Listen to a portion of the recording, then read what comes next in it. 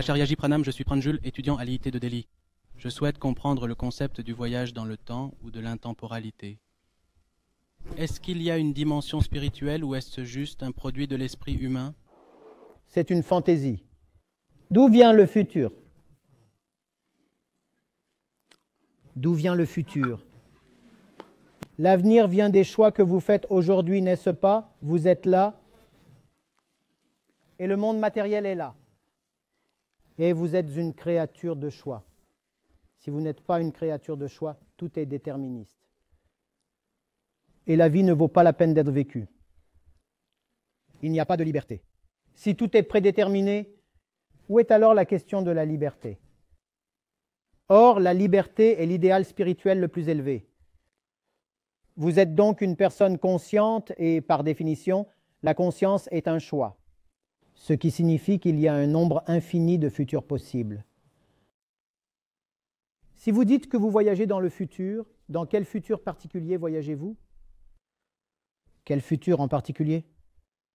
Donc, tout ce voyage dans le temps n'est qu'une fantaisie, une chose agréable pour divertir l'esprit. Il n'y a pas grand-chose de plus. Monsieur, certains disent que plus la gravité est forte, plus le temps est lent, et d'autres disent que lorsque vous voyagez à une vitesse supérieure à celle de la lumière, le temps est ralenti. Alors, est-ce que cela a un sens ou est-ce que c'est juste pour s'amuser? Le ralentissement du temps est une chose. Le temps négatif est une chose totalement différente, n'est-ce pas?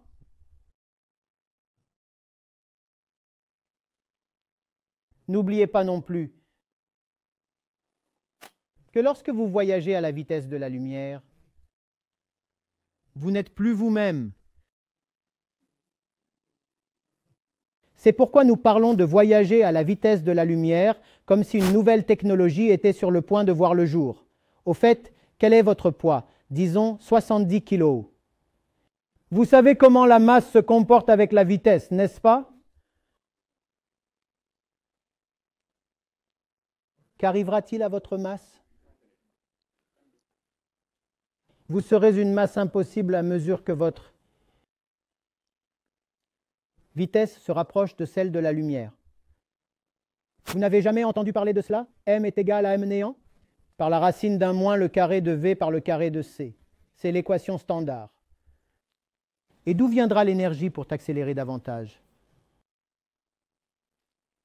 Si la masse augmente jusqu'à ces niveaux, d'où viendra l'énergie nécessaire à l'accélération? Une masse infinie nécessitera une énergie infinie. Tout cela est assez excitant, mais tout de même assez vain.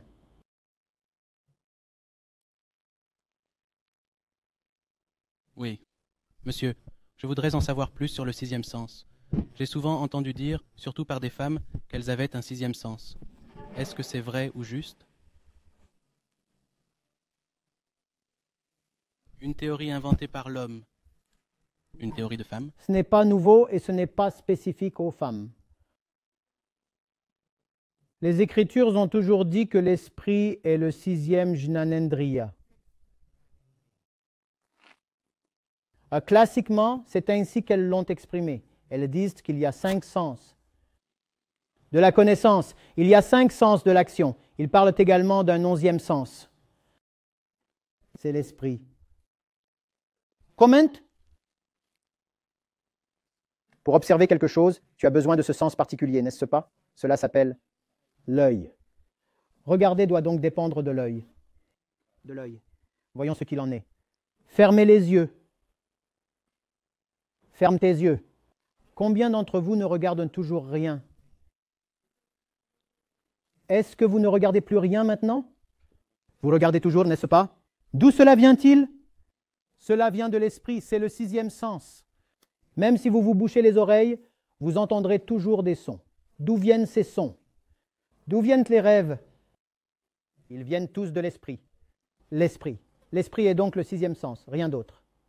Quelle est donc cette chose que l'on appelle classiquement le 6e sens? Ce n'est rien d'autre que le dépôt des expériences passées. Vous voyez, Chacun d'entre nous porte des millions d'années d'expérience dans chacune de ses cellules. N'est-ce pas? C'est le processus de l'évolution. Nous ne sommes pas descendus d'un jour à l'autre. Toutes ces expériences sont contenues en nous. Ce n'est pas pour rien que vous avez un pouce. Pourquoi avez-vous le pouce? Ce pouce provient donc d'expériences passées, n'est-ce pas? Ce n'est pas pour rien que vous n'avez pas de 5e doigt. Quand on a un pouce, on peut faire quelque chose de très spécial. Qu'est-ce que c'est? Ce genre de posture n'est pas possible avec un 5e doigt. Et à partir du moment où vous pouvez le faire, vous pouvez tenir quelque chose. Vous comprenez? Il y a une raison pour laquelle votre cerveau est plus développé que celui du singe ou du chimpanzé. Parce que tu marches sur ses 2 pieds. Et donc, tu peux avoir des vaisseaux sanguins plus subtils dans ton cerveau. La pression sanguine diminue lorsque la tête est droite. Si vous marchez à 4 pattes comme les animaux, la tête et le cœur sont au même niveau horizontal. Même niveau horizontal. La pression sanguine est plus élevée. Les vaisseaux plus fins ne peuvent donc pas se développer à cet endroit. Et lorsque vous avez des vaisseaux plus fins, vous avez un intellect plus fin. Tout cela vient donc du passé, et nous avons accumulé des expériences dans le passé. Et ces expériences sont utiles. Un petit lapin, dis-moi, comment sait-il qu'il doit devenir alerte? Quand un chat s'approche de lui. Le lapin a-t-il été montré des images à l'avance? Hein, c'est un chat et il faut s'enfuir quand on le voit. Cela s'est-il produit? Mais c'est un très petit lapin, âgé de 15 jours. Et s'il voit un chat, il le sait. Course. Cours. Comment sait-il? Cette connaissance est contenue dans le corps. Cette connaissance est contenue dans le corps. Ainsi, le corps humain, tout comme le corps du lapin, contient beaucoup de connaissances du passé. Et ces connaissances sont utiles lorsque situation identique à celle du passé. Il s'agit là d'une condition essentielle. Pour un lapin, la connaissance du corps est suffisante parce que le lapin n'est jamais confronté à une situation qui n'est pas similaire à celle qu'il a connue dans le passé, n'est-ce pas? Le lapin vivait dans une jungle. Il y a 10 lacs années, le lapin vit toujours dans le... Donc, toutes les connaissances physiques sont utiles parce que les conditions se répètent. Mais les êtres humains, nous ne vivons plus dans des conditions identiques à celles d'il y a des millions d'années. Ainsi, les connaissances présentes dans le corps peuvent être utiles ou très dangereuses. Les connaissances présentes dans le corps peuvent être utiles ou très dangereuses parce que nos conditions ont changé. Tu comprends? Un lapin regarde une lapine et court après elle. Et ce n'est pas grave car le lapin se trouve dans la jungle où il est un animal de proie, ce qui signifie que sa population est constamment attaquée. Il a donc besoin de procréer rapidement. C'est pourquoi le corps du lapin lui dit que dès qu'il voit une femelle, il doit se jeter sur elle. Sinon, l'espèce entière s'éteindra, et ce n'est pas grave. Mais la même connaissance est présente dans le corps de l'homme aussi. C'est juste que tu n'es plus menacé. En fait, aujourd'hui, vous êtes l'espèce qui menace toutes les autres espèces. Mais le corps de l'homme, à cause de son expérience passée, a toujours envie de se jeter sur le corps de la femme. Ce n'est pas que l'homme doit être condamné pour son excès de sexualité. Il s'agit simplement d'un entraînement évolutif du passé. Pour avoir une population stable, il fallait que la femme soit constamment enceinte. Sinon, l'humanité se serait éteinte. Mais ce genre d'obligation existe-t-il encore aujourd'hui? Il n'existe plus aujourd'hui. Les conditions ont donc changé, mais le corps n'a pas changé. Le corps se comporte toujours comme si vous viviez dans le... C'est pourquoi le 6e sens de la femme la trahit souvent. Parce qu'il est comme s'il agissait, comme si les conditions étaient primitives. Mais les conditions ne sont plus primitives. Il faut donc être très prudent lorsque vous avez des intuitions ou des instincts. Et les conseillers de votre 6e sens, il faut être très prudent. Cela peut être utile, mais aussi très dangereux. Est-ce que vous le recevez? Parfois, cela peut être utile. Par exemple, vous sentez une odeur de fumée. Immédiatement, les niveaux d'adrénaline dans votre sang vont montera en flèche. Pourquoi l'adrénaline a-t-elle augmenté dans votre sang? Pour que vous puissiez avoir plus de glucose. Qu'est-ce qui est plus? Qu'est-ce qui est plus? L'énergie. Pour que tu puisses. Parce que tu avais aussi des incendies de forêt dans le passé. Le corps a donc appris qu'au moment où l'on sent de la fumée, on reçoit une bouffée d'énergie pour pouvoir courir vite. Si vous ne courez pas vite, vous serez consumé par le feu. Tout cela ne pose pas de problème lorsqu'il s'agit de choses physiques. Mais ce n'est pas le cas pour tout ce qui concerne les événements, les incidents d'aujourd'hui. Vous comprenez? Vous devez donc apprendre à être le témoin de votre sixième sens, ce qui signifie que vous devez apprendre à être le témoin de votre esprit. L'esprit vous dira quelque chose. Cela se produit-il ou non? Quelqu'un vient à vous. Et même sans savoir grand-chose sur cette personne, vous avez envie de dire « Oh, c'est un méchant garçon ». Cela se produit-il ou non? Les femmes prétendent avoir un sixième sens plus actif. Cela arrive donc plus souvent chez elles, n'est-ce pas? Pourquoi cela se produit-il plus souvent chez elles? Parce qu'historiquement, elles ont été physiquement le sexe faible. Elles avaient donc davantage besoin de protection. Premièrement, le corps était plus faible. Deuxièmement, il y avait de grandes périodes de grossesse, de longues périodes d'impuissance. Elle devait donc se fier à son instinct. Sinon, elle aurait été tuée. Elle ne peut pas courir. Elle est enceinte. Même si elle peut courir, qu'en est-il du petit? Elle devait donc être prudente à l'avance. C'est pourquoi elle a développé son sixième sens plus que l'homme.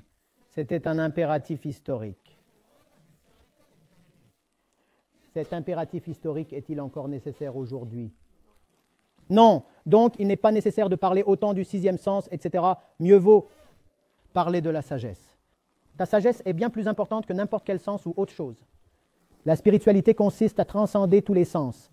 Toute la sagesse consiste à transcender l'esprit. Ne dépendez pas de vos pensées, de vos émotions, ni de vos instincts. Aucun d'entre eux n'a trop d'importance. Dans une certaine mesure, ils sont utiles. Oui, mais au-delà de cela, vous devez savoir qu'ils ne sont que biologiques, physiques. On ne peut donc pas leur faire confiance. Vous comprenez? Ne vous contentez pas de dire que c'est mon intuition. L'intuition et tout le reste ne valent pas grand-chose. Ou cette chose aujourd'hui, les vibrations. Des vibrations, des vibrations. Je ne reçois pas le bon type de vibration de la part de cet homme. C'est la fonction d'un animal. Êtes-vous encore un animal pour faire confiance aux vibrations? Si vous êtes un être humain, vous ne ferez pas confiance aux vibrations. Vous vous renseignerez, vous vous rapprocherez, vous demanderez qui vous êtes. D'où venez-vous? Que voulez-vous dire? Tu engageras cette personne dans une discussion. Ou si tu es trop méfiant, tu feras une vérification de ses antécédents, n'est-ce pas? Tu ne diras pas « je ressens des vibrations ». Qu'est-ce que c'est? Donc tout cela est une affaire d'animal. Ne sois pas trop respectueux de cela.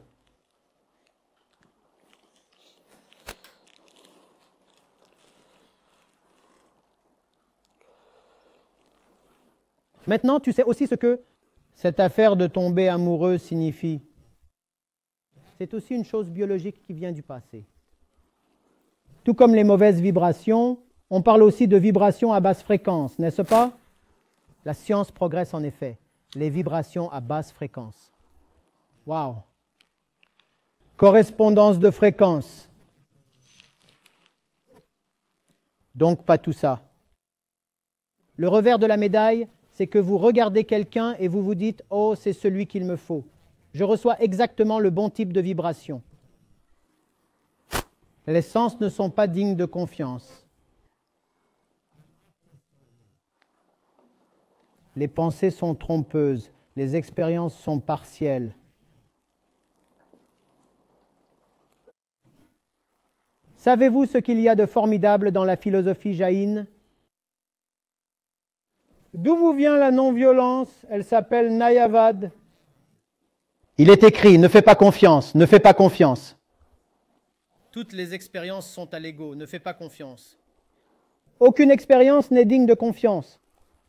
Toutes les connaissances que vous avez sont partielles parce que vous êtes une entité partielle. Vous êtes l'ego. Et l'ego n'est jamais complet. L'ego est une chose apurna, partielle. Par conséquent, ne faites jamais confiance à vos sens, ce qui signifie ne faites pas confiance à vos yeux. Ne vous fiez pas à vos oreilles et ne vous fiez jamais, jamais à vos sens. Demandez, demandez, demandez. Et c'est ce qui donne à la voix Jin et par conséquent à toute la pensée indienne beaucoup de tolérance parce que vous dites, quoi que je dise, c'est partiel. Partiel. Tout ce qu'il dit l'est. Alors comment puis-je l'attaquer? Je ne peux pas dire que ce que je dis est absolu. Et même ce qu'il dit ne peut jamais être la vérité absolue. Alors comment puis-je l'attaquer? Comment puis-je l'attaquer? Sachez que tout cela n'est que très partiel, car le destinataire de toutes les données sensorielles est l'ego. C'est à l'ego que tous les sens délivrent leur message. Et c'est l'ego qui, par définition, est partiel, partiel, pas absolu. Donc, interroge, sache, sache. Sois témoin de l'esprit. Dans cela, les connaisseurs ont dit qu'il y a la complétude.